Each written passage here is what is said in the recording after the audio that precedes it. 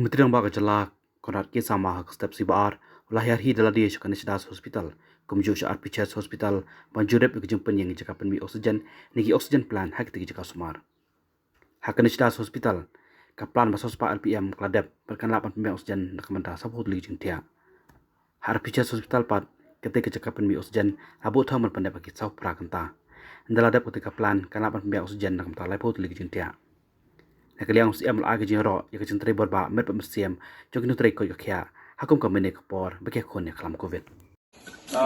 We just visited Ganesh Hospital and today in the morning, and now we are here in the RPHS hospital.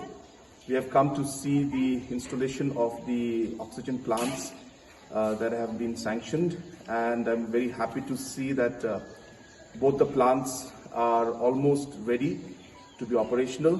We expect that Ganesh should be operational in the next 24 hours, and in the next 48 hours we expect the RPHS hospital oxygen plant to be up and running. Similarly, there are many other plants that have been sanctioned throughout the state.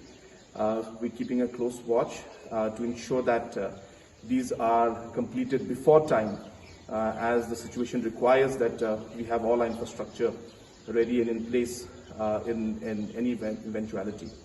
At the same time, I also had a small meeting and discussion with the doctors, both at Ganesh and here.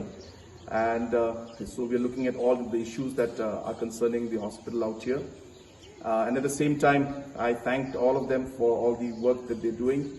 Especially again, I would like to thank the doctors here and all over the state, all the frontline workers, all the doctors, nurses and medical staff that have been working tirelessly to ensure that all the service possible is and care and possible is being provided to us. And all over the state, all the frontline workers, all the doctors, nurses and medical staff that have been working tirelessly to ensure that all the service possible is and care and possible is being provided to our people. Thank you.